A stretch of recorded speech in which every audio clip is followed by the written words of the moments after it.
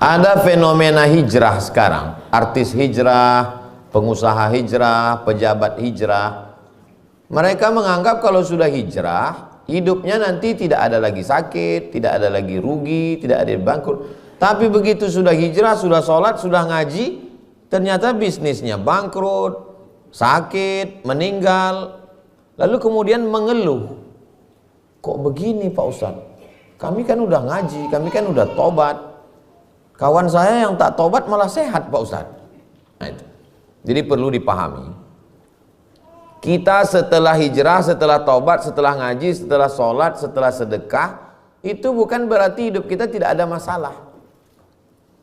Hidup kita tetap ada rugi, tetap ada sakit, tetap ada bangkrut, tetap ada mati. Yang berubah itu adalah sikap kita menyikapi ujian dari Allah. Itu yang berubah. Ujiannya tetap datang. Bukan berarti setelah kita bertobat lalu semua jalan-jalan berubah menjadi permadani menuju surga, turun bunga-bunga. Itu film India. Hidup kita tetap ada sakit, ada susah, ada bangkrut, ada naik, ada turun. Yang berubah itu adalah sikap kita menyikapi ujian yang datang dari Allah Subhanahu wa ta'ala. Coba kita renungkan. Sebutkan saya satu nabi yang tak ada ujian dalam hidupnya. Semua nabi. Nabi Ibrahim alaihissalam dari mulai kecil sudah diuji. Ayahnya Azar, pembuat berhala. Menikah dengan Sarah, tak punya anak. Menikah dengan Hajar, punya anak. Anak mau disembelih. Berhadapan dengan penyembah berhala. Ditangkap, dibakar. Berhadapan dengan penyembah matahari, bulan dan bintang. Berhadapan dengan Namrus, penguasa yang zalim. Nabi Musa alaihissalam belum lagi lahir, berhadapan dengan Fir'aun. Semua anak-anak kecil yang ada disembelih. Begitu dihanyutkan oleh ibunya ke sungai Nil, diselamatkan. Serumah pula dengan Fir'aun. Bayangkan itu. Setelah serumah dengan Fir'aun, terusir dari istana Fir'aun, tercampak menjadi pengembala kambing. 8 tahun mengembala kambing Syuaib. Akhirnya disuruh Allah menghadap lagi Fir'aun, dikejar di Laut Merah, selamat. Membawa Bani Israel pula.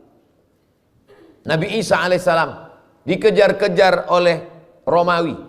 Diperintahkan 300 keping emas mereka bayar ke muridnya Yudas Iskariot. Akhirnya mau disogok, mereka mau tangkap. Jadi banyak sekali.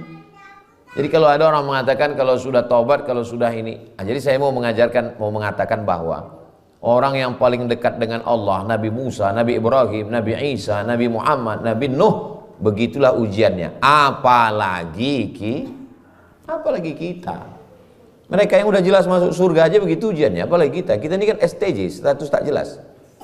Tapi insya Allah kita husnuzan masuk surga semua insya Allah.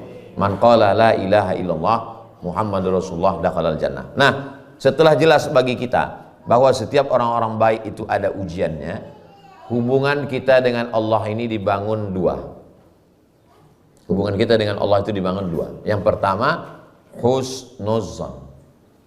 Apapun yang diberikan Allah, kita husnuzan pada Allah. Bapak pergi ke rumah orang, anaknya baru lahir, menggendong anak. Ustadz Somad, tolong pegangkan anakku nih Pak Ustadz. Pegang. Masya Allah, lucunya anak, dikencinginya. Apa kata orang kalau dikencingi anak kecil? Betuah. Kalau dia belum nikah, kau ini bernikah. Kalau dia udah nikah, kau nanti mau punya anak ini. Kalau dia bisnis kau beruntung. Sama anak bayi aja orang husnuzon. Apalagi yang menciptakan anak bayi. Belum pernah saya menengok, lama lah udah saya hidup, belum pernah saya nengok orang dikencingi anak kecil, dibantingnya anak itu. Tak ada. Anak kecil terkencing, anak kecil belum berdosa, orang husnuzon. Beda kalau sama bapaknya yang kencing.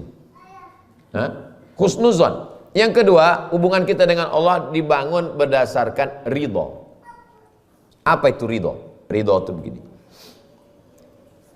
Kal mayyit baina man yaghsiluhu. Seperti mayat saat dimandikan orang yang menyelenggarakan jenazah. Pernah ibu bapak menengok jenazah dimandikan, melawan.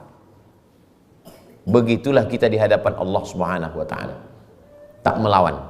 Setelah usaha dan ikhtiar, kita beli tanahnya, kita tanam sawitnya, kita mengukurnya, kita yang memasang penjaganya supaya jangan sampai diambil orang, kita menjaga pakai pagar keliling supaya tak dimakan gajah, kita memupuknya, kita setelah 3 tahun dipanen orang. Rupanya tanah itu tumpang tindih. Dibawa ke pengadilan, kalah pula. Berkali-kali bersidang, pengacara itu pula yang kaya. Habis pula duit sawit itu untuk sidang.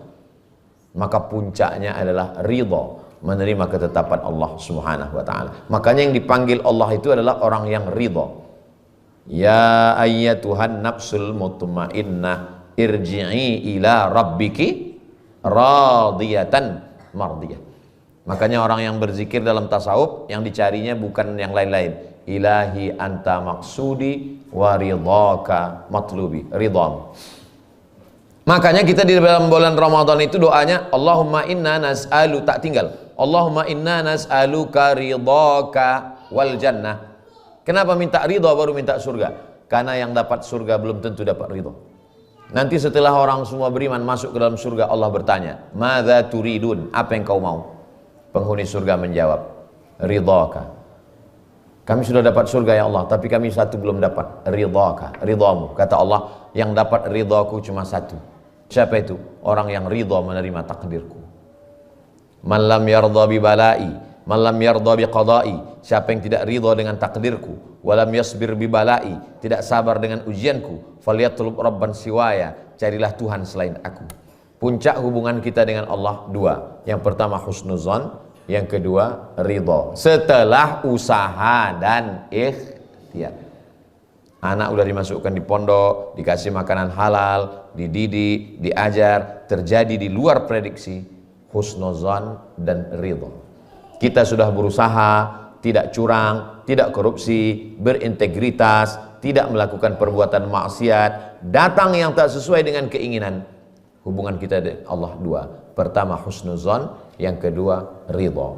Karena berkeluh kesah pun tak menyelesaikan masalah. Mengamuk menumbuk dinding tak menyelesaikan masalah. Kalaulah mengamuk menunduk dinding menyelesaikan masalah, kita buat nama acaranya mengamuk nasional. Tak menyelesaikan masalah. Ya ayyuhalladzina amanu, hai orang beriman, ista'inu, minta tolong kepada Allah dua, bisabri, dengan sabar dan salat. Siapalah di antara kita ini yang tak punya ujian hidup? Semua punya ujian. Pak Hakim punya, Pak Ketua punya, Pak Ketua anggota DPR RI punya, Ustadz Somad punya masalah masing-masing. Saya bertamu ke rumah orang. Menurut zahirnya sempurnalah hidupnya. Rupanya setelah ngobrol-ngobrol cerita, ada tak sempurna. Disitulah baru saya sadar. Kita kadang menengok air ini tenang, tak bergelombang, tak bergejolak, tak ada ombaknya. Tapi rupa-rupanya di dalam itu ada banyak masalah. Hidup ini tempat masalah. Kalau ada orang takut masalah, berani hidup, berarti berani menerima resiko masalah. Hidup ini sama seperti SNMPTN, seleksi nasional masuk perguruan tinggi negeri. Masuk ke ruang ujian, banyak soal. Apa kata anaknya? Banyak sekali soalnya. Ya memang tempat soal ini. Di mana yang tak ada soal Pak Ustadz? Di alam kubur pun masih ada soalnya, mungkar nakir. Di mana yang tidak ada? Di surga nanti, Jannatul Firdaus. Barulah selesai. Mati kita. Jadi kalau ada orang mengakhiri hidupnya, banyak kali masalah hidup ini, kalau gitu bunuh diri. Bunuh diri tak menyelesaikan masalah. Bunuh diri membuat masalah baru. Habis mati, pertanyaan mungkar nakir. Habis itu azab kubur. Habis itu bangkit di padang mahsyar. Habis padang mahsyar, timbang amal, titian siratal mustaqim. Selesainya itu nanti di surga. Maka ada ungkapan ar-rahah fil jannah. Ar-rahah fil jannah. Istirahat itu nanti di surga, Jannatul Firdaus. Selama hayat di kandung badan, selama masih hidup, maka ujian itu tak pernah berhenti. Orang yang tenang hanyalah orang yang banyak mengembalikan semuanya kepada Allah. Ala bidzikrillahi tatmainnul qulub. Dengan banyak berzikir dengan Allah, maka hati akan menjadi tenang. Afdhalul dzikri afdal dzikir la ilaha illallah. Mengembalikan semuanya kepada Allah. Inna lillahi wa inna ilaihi raji'un. Istirja' namanya. Semuanya dikembalikan kepada Allah. Ridha kepada Allah. Makanya sebelum subuh, sebelum berhadapan dengan ujian-ujian ini, yang kita ucapkan adalah raditu billahi rabba wa bil islami dina wa bi muhammadin nabiyyan wa rasul. Aku ridha atas semua yang engkau berikan ujian untuk aku ya Allah. Mudah-mudahan yang menyampaikan, ustadz yang ceramah yang ngomong ini juga tidak hanya sekedar ngomong, ridho juga menerima ketetapan Allah SWT. Demikian Pak Ketua.